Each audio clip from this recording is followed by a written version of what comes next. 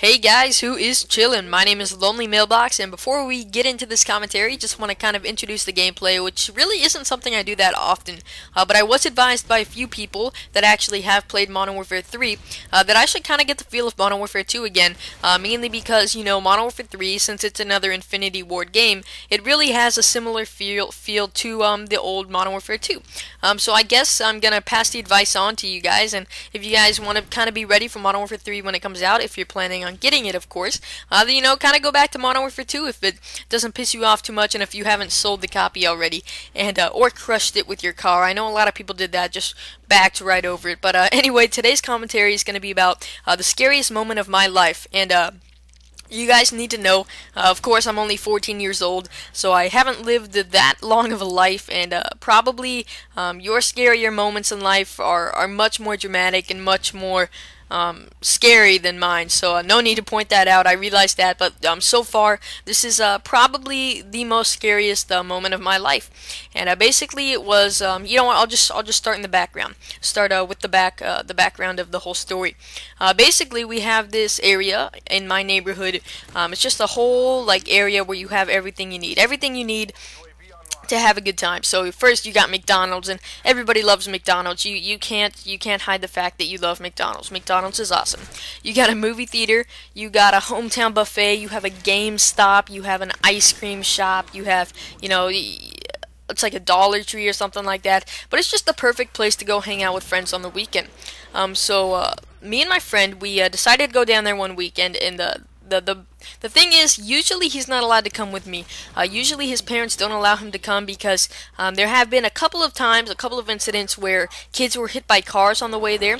So what we did, it's about, I want to say like 5 miles away, something like that, 4 miles, maybe 4 or 5 miles. We ride our bikes down there, and it takes about an hour to get there, and it's not that hard of a bike ride or anything. It's not for the exercise. We do it for, going there when nobody can drive us, but it's just a fun time kind of riding there and spending time. So we go there, we get there perfectly fine. But his parents have been telling us, to be really careful, because personally this was my 10th time going. It's my friend's only 2nd time going.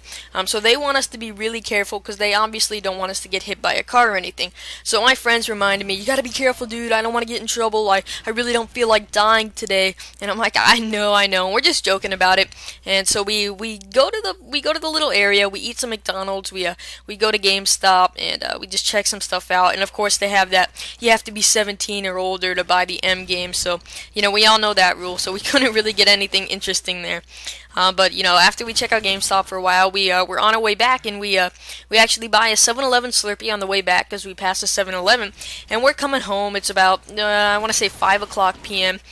and all of a sudden we get to this crosswalk where we gotta cross the street. We gotta cross, it's not a highway. It's pretty much just a street, just a normal street, and it's a street light, so we gotta cross this street light, or this intersection, and you gotta press the button on the pole that tells you when to go, when you can cross the street, and it says go for us after a while.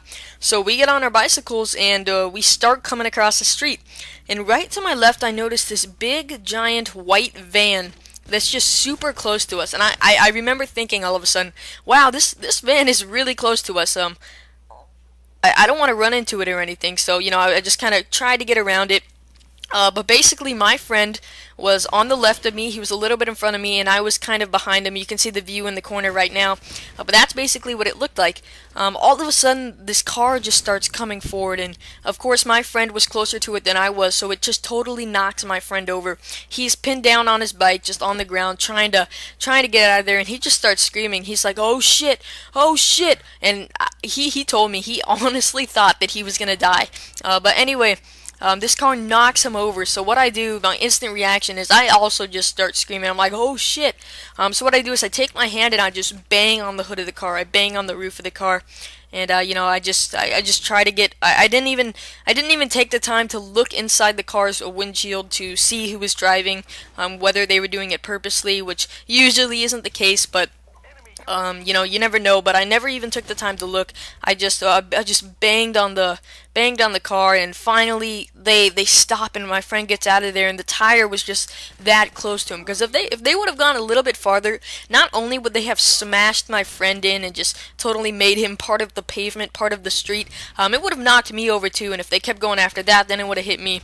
The car didn't do too much damage to me. All it did was just bump my hip a little bit. It didn't really give me any pressure so that I would fall down or anything. But my friend was totally pinned on the ground, and yeah, I honestly thought that he was gonna die.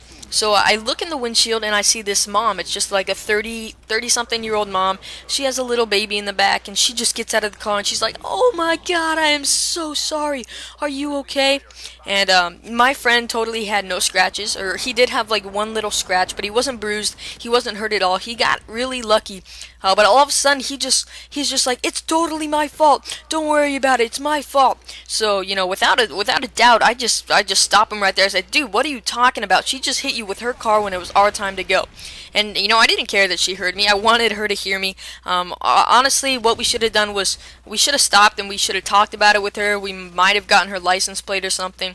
But what we did was we basically just kind of rode away. But during that time, all these cars, it was past the time that we had to cross the street, so all these cars had a green light, but none of them were going. The whole intersection was just blocked up because they're here staring at this kid who almost got ran over by a car.